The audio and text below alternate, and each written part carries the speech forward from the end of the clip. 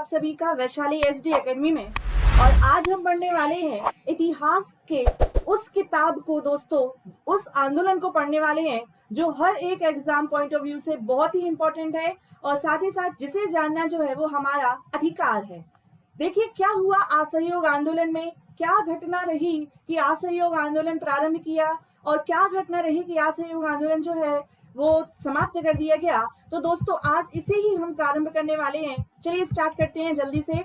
देखिए असहयोग आंदोलन जब खिलाफत आंदोलन हो गया था और खिलाफत आंदोलन के बाद हिंदू मुस्लिम एकता को मद्देनजर रखते हुए दोस्तों गांधी जी ने ये सोचा कि क्यों ना इस हिंदू मुस्लिम एकता का फायदा उठाया जाए और असहयोग आंदोलन को प्रारंभ किया जाए, क्योंकि उस समय जो है वो हिंदू मुस्लिम जो एकता थी वही एक एकता थी जो नागपुर अधिवेशन में दोस्तों देखी गई। और नागपुर दिसंबर 1920 के नागपुर अधिवेशन में हुआ ये दोस्तों कि असहयोग आंदोलन की रूपरेखा जो है वो तैयार कर ली गई। चलिए स्टार्ट करते हैं इस सेशन को, इस आंदोलन को। देखिए प्रारंभ कब किया गया तो देख लेते हैं। 1 अगस्त 1920 को ये आंदोलन क्या किया गया, प्रारंभ किया गया। साथ ही साथ दोस्तों कब से प्रारंभ किया गया, 1 अगस्त 1920 को प्रारंभ किया गया। और स्थगित कब हुआ था तो 12 फरवरी 1922 को ये क्या हो जाता है, असहयोग आंदोलन स्थगित हो जाता है। असहयोग आंदोलन प्रारंभ करने के क्या क्या उद्देश्य थे। सबसे पहला दोस्तों असहयोग आंदोलन प्रारंभ करने का एक ही मात्र उद्देश्य था कि हमें हर हालत में स्वराज्य की प्राप्ति। अभी तक बात हो रही थी दोस्तों स्वशासन की, लेकिन असहयोग आंदोलन में पहली बार क्या किया गया, स्वराज्य प्राप्ति का लक्ष्य रखा गया, जो आगे जाकर जवाहरलाल नेहरू जी ने लाहौर अधिवेशन में पूर्ण स्वराज्य में बदल दिया।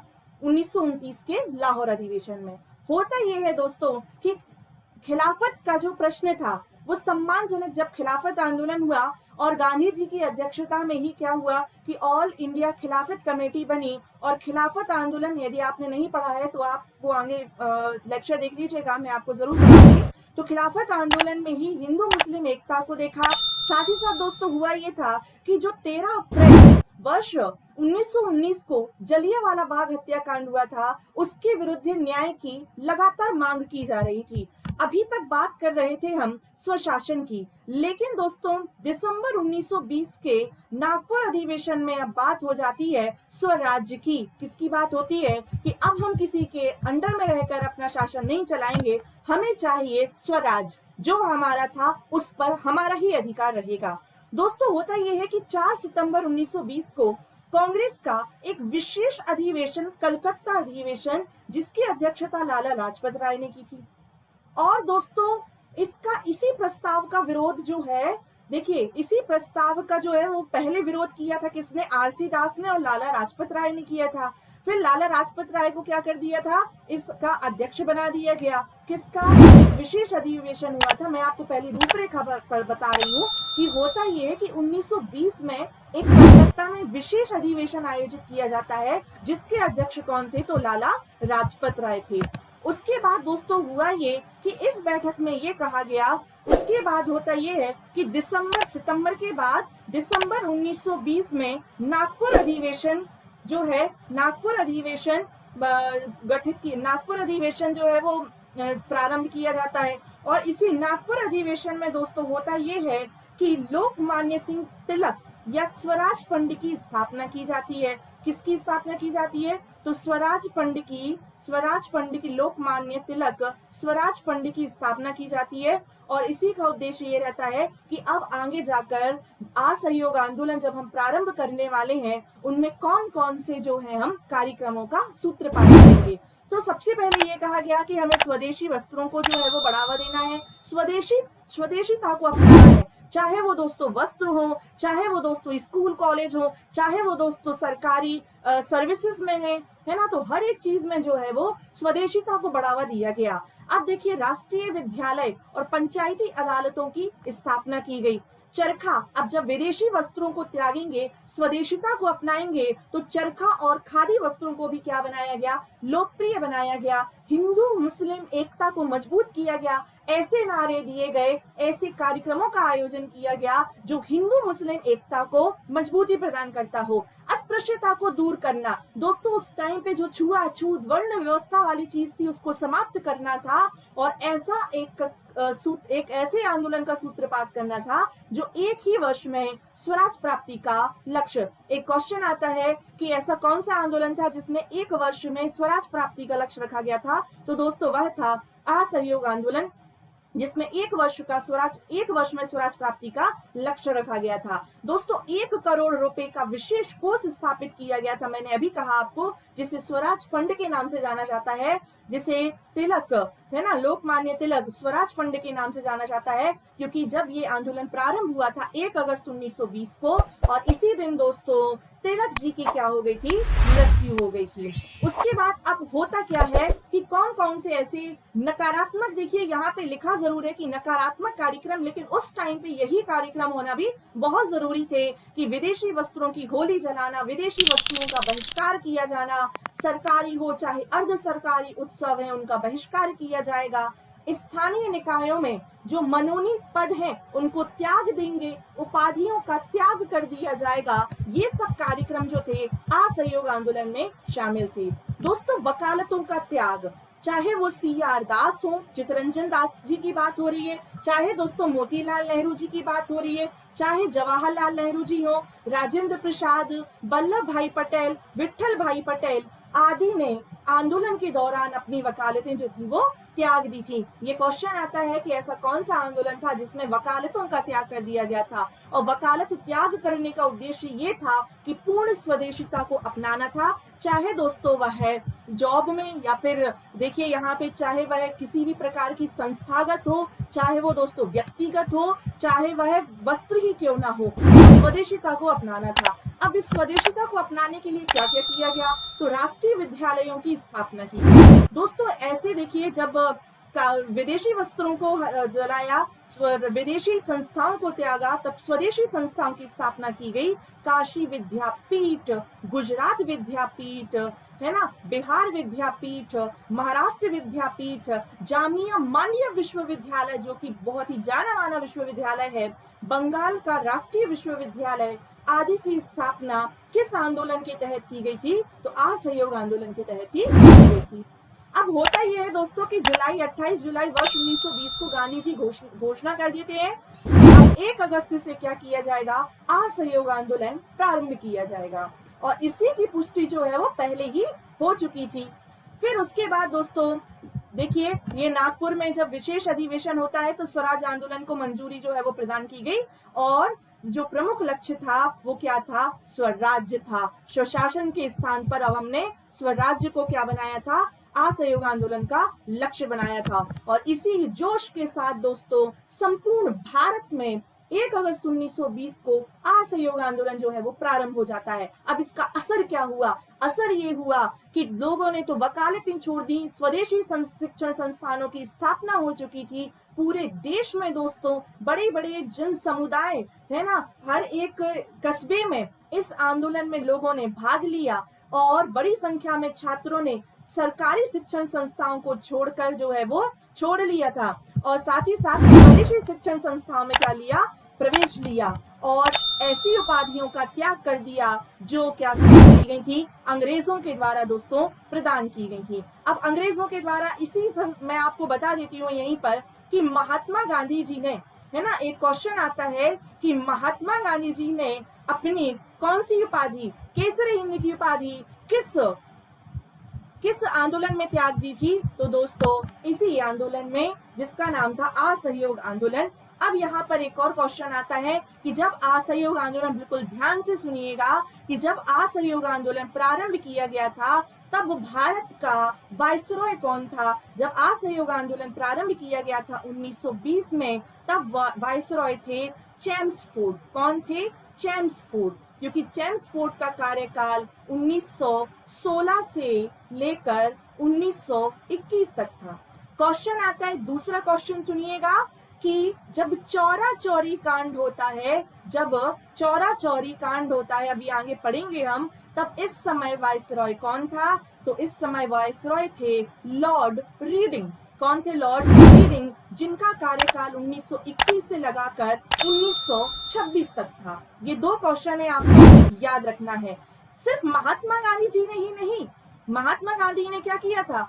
अपनी केसर हिंद की उपाधि तो दी ही दी, साथ ही साथ दोस्तों चाहे वो जुलू पदक हो, है ना, ये नए अंग्रेजों के द्वारा ही क्या किए गए थे, तो प्रदान किए गए थे, चाहे वो जुलू पदक हो, चाहे वो दोस्तों बोअर पदक हो, ये सभी जो गांधी जी ने क्या कर दिए थे, इस आंदोलन के दौरान अपनी उपाधियां त्याग दी थी। एक बहुत ही इंपॉर्टेंट क्वेश्चन आता है कि राय बहादुर की उपाधि किसने त्यागी थी? तो दोस्तों एक व्यक्ति का नाम आपको याद रखना है, जिनका नाम है जमना लाल बजाज। दोस्तों जमना लाल बजाज ने अपनी राय बहादुर की उपाधि जो थी वो त्याग दी थी असहयोग आंदोलन के दौरान।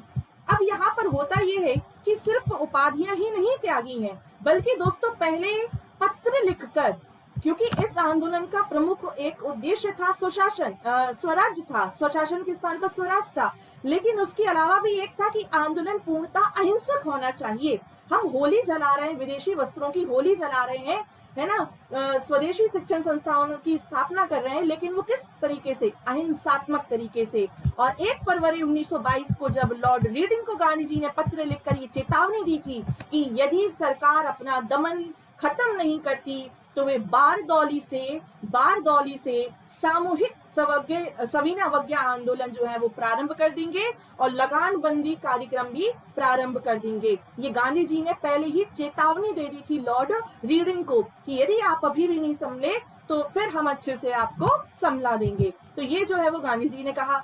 लेकिन दोस्तों जब गांधी जी उस समय चौरा चौरी में थे और वही तब घटना हो जाती है, चौरा चौरी कांड की, बारदौली में थे उस समय गांधी जी फरवरी में, और 5 फरवरी 1922 को गोरखपुर के निकट चौरा चौरी कस्बे में एक घटना घटित हो जाती है। होता ये है कि एक जुलूस जाता है, असहयोग आंदोलन में एक जुलूस निकाला जाता है, जिसमें दोस्तों जिसका नेतृत्व कर रहे थे कौन? एक भूतपूर्व सैनिक रहते हैं जिनका नाम था भगवान ही, इनका नाम था, जो इस आंदोलन का नेतृत्व कर रहा था गोरखपुर के चौरा चौरी कस्बे में। होता यह है कि पुलिस के द्वारा भगवान ही और कुछ लोगों की, इनके साथियों की क्या कर देती है? पुलिस पिटाई कर देती है, जिससे जनता उग्र होकर पुलिस थाने में हमला कर देती है और उसे जला देती है। और इसी वजह से दोस्तों 22 पुलिसकर्मी जो रहते हैं इस चौरा चौरी कांड में, 22 पुलिसकर्मी जो है वो मारे जाते हैं। दोस्तों अनेक भारतीयों को इसमें अभियुक्त बनाया गया, मतलब कि कैद कर लिया गया, और साथ ही साथ लगभग 170 भारतीयों को मृत्यु दंड दे दिया गया। किंतु यहाँ पर बात आती है महामना मदन मोहन मालवीय जी की, और मदन मोहन मालवीय जी ने अपनी बुद्धिमत्ता की पैरवी करते हुए 151 लोगों को फांसी के फंदे से बचा लिया, और यही उनकी क्या थी? तो महान उपलब्धि थी दोस्तों। और होता यह है कि जब फलस्वरूप गांधी जी क्या हो जाते हैं? क्षुब्ध हो जाते हैं, क्योंकि उन्होंने पहले ही कहा था कि आंदोलन अहिंसात्मक होना चाहिए और हिंसा हो जाती है। तो गांधी जी 12 फरवरी 1922 को गांधी जी जो है कहां से? बारदौली बैठक से ही ये निर्णय लेते हैं कि असहयोग आंदोलन को समाप्त किया जाता, असहयोग आंदोलन को स्थगित किया जाता है। दोस्तों मोतीलाल नेहरू, सुभाष चंद्र बोस, जवाहरलाल नेहरू, सी राजगोपालाचारी, है ना, मोहम्मद शौकत अली बंधुओं ने गांधी जी के इस निर्णय की बहुत ही आलोचना की कि जब देखिए कि बहुत आलोचना की कि इन्होंने ही सुभाष चंद्र बोस जी का मुझे एक वक्तव्य याद आ रहा है कि जम्मू कश्मीर, देखिए कि उत्तर की करने की सजा या जम्मू कश्मीर की करने की सजा कन्याकुमारी क्यों भुगते, ये कहा था सुभाष चंद्र जी बोस ने। और यहाँ पर दोस्तों गांधी जी को 10 मार्च 1922 को गिरफ्तार कर लिया जाता है, उन्हें 6 वर्ष की सजा हो जाती है, और न्यायाधीश ब्रूमफील्ड ने असंतोष भड़काने के अपराध में इन्हें सजा देते हैं, बल्कि इनका तो उस समय, है ना, वही है कि किया किसी ने भुगता किसी ने, है ना। और इसी वजह से दोस्तों इन्हें 5 फरवरी को खराब स्वास्थ्य की वजह से गांधी जी को 10 मार्च 1922 को सजा हो जाती है, गिरफ्तार कर लिया जाता है 6 वर्ष की, और 5 फरवरी 1924 को इन्हें रिहा कर दिया जाता है। अब मैं आपको इनके कुछ वक्तव्य बताना चाहती हूँ कि किसने क्या कहा। ये मैं आपको बता रही हूँ दोस्तों, आधुनिक भारत की स्पेक्ट्रम से बता रही हूँ, मैं आपको पढ़कर सुना रही हूँ, आप सुने। गांधी जी ने कहा था कि मैं हर प्रकार का दमन, हर प्रताड़ना, हर उत्पीड़न सहन कर सकता हूँ, यहाँ तक कि अपनी मृत्यु का वरण भी कर सकता हूँ, लेकिन आंदोलन हिंसक हो जाए मैं ये बर्दाश्त नहीं कर सकता। जब गांधी जी ने ये यंग इंडिया जो उन्होंने समाचार पत्र निकाला था और यंग इंडिया में ही उन्होंने इसका क्या किया था, प्रकाशन किया था कि मैं हर एक चीज का वर्ण कर सकता हूँ, हर प्रताड़ना को सह सकता हूँ, लेकिन अपनी मृत्यु का वर्ण भी कर सकता हूँ, लेकिन आंदोलन हिंसक हो जाए मैं ये बर्दाश्त नहीं कर सकता। ये कहा था किसने? तो गांधी जी ने कहा था। ये साथ ही साथ आपको एक और क्वेश्चन याद रखना है कि रविंद्रनाथ टैगोर जी ने जो विदेशी वस्त्रों की होली जलाई थी उसे बेकार की बर्बादी की संज्ञा दी थी। तो किसने दी थी, है ना, आपको याद रखना है, रविंद्रनाथ टैगोर जी ने, रविंद्रनाथ टैगोर जी ने कहा था। एक क्वेश्चन और आपको याद रखना है कि किसने कहा था कि विदेशी वस्त्रों की बर्बादी उनके साथ अर्थात अंग्रेजों के साथ सर्वोत्तम व्यवहार है, कि जो विदेशी वस्त्रों की होली जला रहे हैं तो ये अंग्रेजों के साथ या उनके साथ सर्वोत्तम व्यवहार है। ये दोस्तों एमजी ने कहा था, महात्मा गांधी ने कहा था कि जो हो रहा है अच्छा हो रहा है ना, विदेशी वस्त्रों की होली जलाना वो सही है, और बेकार की बर्बादी कहा था रविंद्रनाथ टैगोर ने। दोस्तों यहाँ तक देखिए मुझे लगता है कि आपको समझ में आ गया होगा, और इसी प्रकार से दोस्तों नेक्स्ट आंदोलन देखने के लिए मेरे चैनल को सब्सक्राइब कीजिए। साथ ही साथ MPPSC प्री 2022 की टेस्ट सीरीज दिव्यास्त्र को जरूर देखिएगा दोस्तों। बहुत ही इंपॉर्टेंट क्वेश्चन मैं यूनिट वाइज आपको टेस्ट कवर करा रही हूँ। 2022 प्रीलिम्स के हिसाब से बहुत इंपॉर्टेंट है। धन्यवाद।